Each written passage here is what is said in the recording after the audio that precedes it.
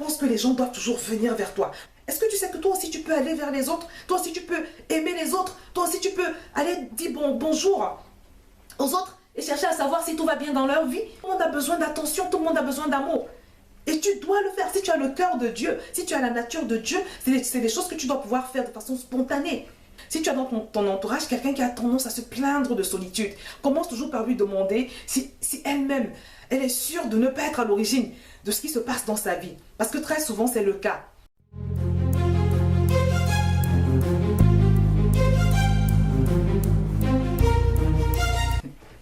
Bonjour à tous bien-aimés, bienvenue sur Vie TV pour l'émission Une parole pour vous. J'ai juste une petite exhortation à partager avec toi aujourd'hui qui concerne l'amour. En fait, il y a beaucoup de gens qui se plaignent d'être seuls. Vous allez souvent les entendre dire que personne ne s'occupe d'eux, personne ne les aime, qu'ils sont tout seuls. Mais aujourd'hui, je suis tombée sur une citation qui m'a beaucoup parlé et qui est d'ailleurs ce qui a déclenché cette vidéo. Et la citation disait que les gens seuls construisent des murs autour d'eux, c'est-à-dire que les personnes seules qui souffrent de solitude ou qui se plaignent de solitude sont souvent celles qui ont tendance à construire des murs autour d'elles au lieu de construire des ponts. Et quand j'ai lu cette citation, je me suis dit, mon Dieu, quelle vérité profonde, parce qu'effectivement il y a dans la vie ce qu'on appelle la loi de la réciprocité et la loi de la semence et de la récolte. C'est-à-dire que tu ne peux pas vouloir être entouré. Tu ne peux pas vouloir avoir beaucoup de monde autour de toi en permanence et être quelqu'un de fermé, être quelqu'un qui ne va jamais vers les autres, être quelqu'un qui ne fait pas grand chose pour les autres ou même qui ne fait rien pour les autres. Parce que la parole de Dieu nous dit que ce que vous voulez que les gens fassent pour vous, faites-le de même pour eux. Donc, c'est une loi qu'il faut respecter. Le Seigneur nous dit également d'aimer notre prochain comme nous-mêmes. Donc c'est une loi, l'amour vraiment c'est une loi essentielle de Dieu et les personnes qui ne respectent pas cette loi vont en subir les conséquences. Donc je voudrais te dire, si jamais tu es comme ça, si tu es du genre à beaucoup te plaindre, que les gens ne viennent pas vers toi, que les gens ne t'aiment pas assez, je voudrais t'inviter aujourd'hui à commencer par t'examiner toi-même. Parce que si ça se trouve, tu es peut-être, sans t'en rendre compte, quelqu'un d'égocentrique, quelqu'un qui vit replié sur soi-même, quelqu'un qui ne pense qu'à lui en fait. Je vais vous raconter une petite anecdote. Il y a de cela quelques années, il y a une dame qui a reçu une grosse casserole d'un mets très délicieux. C'était un mets rare africain. C'est un cadeau qui lui a été offert par une amie et collègue. Elles sont toutes deux dans le corps médical. Et le jour où elle recevait ce cadeau, elle était avec une autre dame. On va appeler celle qui a reçu le cadeau Grâce. Et on va appeler la dame qui était avec elle au moment où elle a reçu le cadeau Vanille, pour qu'on puisse mieux comprendre.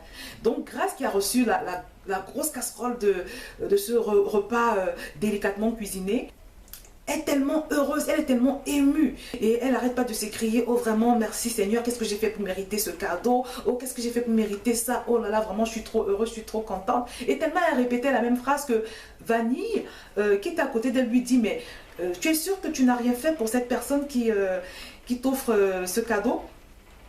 Elle lui dit non, je t'assure, j'ai rien fait pour mériter ça, j'ai rien fait pour mériter. Et puis Vanille insiste, elle lui dit cherche bien.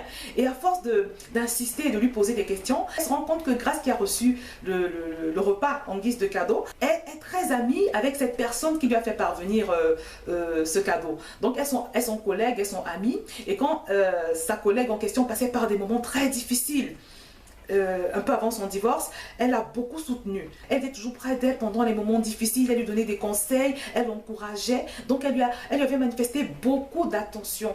Et quand elle a expliqué tout ça à Vanille, Vanille lui a dit, tu vois, je t'avais dit qu'il y avait forcément quelque chose qui avait déclenché ça. Et donc c'est un exemple qui est réel, c'est quelque chose qui s'est vraiment passé, que je prends aujourd'hui pour te faire comprendre qu'en réalité dans cette vie où nous vivons, on récolte ce qu'on a semé. Tu vois, cette femme a reçu un cadeau extraordinaire. C'était un cadeau extraordinaire dans la mesure où c'était un repas voilà, qui est cher, dont les ingrédients sont difficiles à trouver. Elle a reçu ce cadeau parce que certainement son amie a pensé à elle. Et quand elle a pensé à elle, elle a eu le souvenir de tout cet amour qu'elle lui avait manifesté. C'est pour te dire, mon bien-aimé, qu'en général, les choses qu'on vit, les circonstances qu'on vit sont le résultat de ce que nous-mêmes nous avons fait avant. C'est la loi de la semence et de la récolte. La parole de Dieu nous dit que l'homme récolte ce qu'il a semé. Si tu veux avoir de l'amour, si tu veux avoir de l'attention, sois quelqu'un qui va vers les autres, sois quelqu'un qui aime les autres, sois quelqu'un qui se préoccupe de ce qui se passe dans les vies des autres. Parce que parfois, contrairement à ce que tu peux penser, beaucoup de gens vivent des situations difficiles. Vous les voyez souriants, c'est pas tout le monde qui affiche ses problèmes. Donc, intéresse-toi de temps en temps à ce qui se passe dans la vie de ton prochain, de ton frère, de ton ami. Si tu vois que tu peux venir en aide, aide sans qu'on ait besoin de te demander. Aime les gens.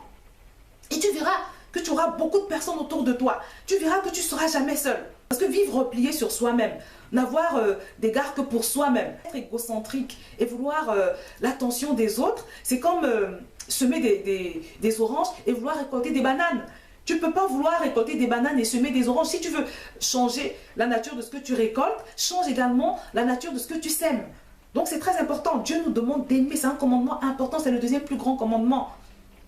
Donc c'est une loi essentielle pour le Seigneur. Chaque fois qu'on se permet de désobéir à une loi de Dieu, ça nous rapporte des ennuis. Donc si tu es seul aujourd'hui, examine-toi mon bien-aimé. C'est comme dans les églises par exemple, j'ai souvent vécu ça. Hein. Il y a toujours une catégorie de personnes qui trouvent que oui, les gens ne les aiment pas dans l'église, les gens ne prêtent pas attention à eux, on ne leur dit pas bonjour. Et beaucoup de gens sont même partis. Ils ont quitté l'assemblée à cause de ça. Est-ce que tu sais que quelqu'un comme ça a un problème? Parce que pourquoi tu penses que les gens doivent toujours venir vers toi? Est-ce que tu sais que toi aussi tu peux aller vers les autres? Toi aussi tu peux aimer les autres? Toi aussi tu peux aller dire bonjour aux autres et chercher à savoir si tout va bien dans leur vie? C'est quelque chose, tout le monde a besoin d'attention, tout le monde a besoin d'amour. Et tu dois le faire. Si tu as le cœur de Dieu, si tu as la nature de Dieu, c'est des choses que tu dois pouvoir faire de façon spontanée. Donc si tu as dans ton entourage, ou bien si tu es ce genre de personne, j'espère que non, si tu as dans ton entourage quelqu'un qui a tendance à se plaindre de solitude, commence toujours par lui demander si elle-même, elle est sûre de ne pas être à l'origine de ce qui se passe dans sa vie. Parce que très souvent, c'est le cas. L'origine de ce genre de situation, c'est simplement que soit la personne vit repliée sur elle-même, elle ne s'intéresse pas beaucoup aux autres, soit, et ça c'est le pire des cas, soit elle est carrément une sorte de catastrophe ambulante. Et quand on a une catastrophe ambulante, les gens ont tendance à nous fuir. Parce que les gens aimeraient bien se protéger quand même. Vraiment, ne soyons ni des gens repliés sur eux-mêmes, ni des catastrophes ambulantes. Parce que c'est autant de choses qui vont pousser les gens à s'éloigner de nous. Mais soyons des gens qui aiment. Soyons des artisans de paix. Soyons des gens qui ramènent un parfum de bonne odeur partout où ils passent. Soyons des personnes qui créent du positif par leur présence. Ne créons pas de négatif, parce que nous sommes des enfants de lumière. Mais le secret, c'est de se remplir du Saint-Esprit. On en revient toujours à ça. Parce que quand tu es rempli du Saint-Esprit, forcément, tu es rempli d'amour, tu es rempli de joie, tu es rempli de bienfaisance et tu le communiques aux gens autour de toi. Tu vas te rendre compte que les gens vont te suivre, ils vont être après toi. Je me rappelle dans mon église, mon ancienne église, à la fin du culte, il y avait toujours beaucoup de monde autour de moi. Pourquoi? Parce qu'à la fin de chaque culte, j'allais saluer tout le monde. C'était une toute petite église, donc le tour était vite fait à la fin du culte. Je prenais le temps d'aller vers chaque personne, surtout les nouveaux. Surtout les nouveaux, parce que je me dis que quand on est nouveau dans une église, on a besoin de s'intégrer, on a besoin de ressentir justement cet amour-là. C'était un engagement que j'avais pris vis-à-vis du Seigneur. Donc je disais bonjour à tous, je faisais le tour de toute la salle et je disais bonjour à tous les nouveaux. J'ai toujours fait ça d'ailleurs. Donc ce qui fait qu'à la fin du culte, il y avait toujours beaucoup de monde pour me dire bonjour. Parce que les gens en général, ils répondent en fonction de comment est-ce qu'on se comporte avec eux. Parfois même il y avait une file. Il y avait une file de personnes. C'est-à-dire que tu es en train de discuter avec quelqu'un, il y en a 4 ou 5 qui attendent que tu termines. C'est simplement que tu t'es intéressé à eux. Tu n'as que le retour de ce que tu as semé en fait. Donc vraiment, apprenons à aimer, apprenons à aller vers les autres. Et je vous assure, pour toi qui souffres de solitude, pour toi qui as l'impression d'être mal aimé, pour toi qui as l'impression d'être seul, d'être abandonné, je t'assure que si tu prends l'habitude de t'intéresser aux autres, si tu prends l'habitude de leur accorder ton attention, si tu prends l'habitude de leur faire des cadeaux, pas forcément des choses chères, c'est juste pour le symbole, pour le geste comme ça, juste pour témoigner ton amour. Tu vas te retrouver entouré de tellement de personnes que tu seras obligé d'effectuer une sélection. Tu seras obligé de sélectionner tes amis. En ce qui me concerne personnellement, je n'ai pas beaucoup d'amis. Et c'est un choix. Et le jour où j'aurai envie d'avoir beaucoup d'amis, si jamais un jour ça m'arrive, je sais exactement ce qu'il me faudra faire. Donc, mes bien-aimés, n'attendons pas toujours que les autres fassent des choses pour nous.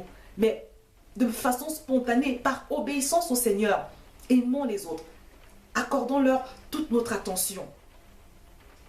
Intéressons-nous à ce qui se passe dans leur vie, à ce qui ne va pas dans leur vie.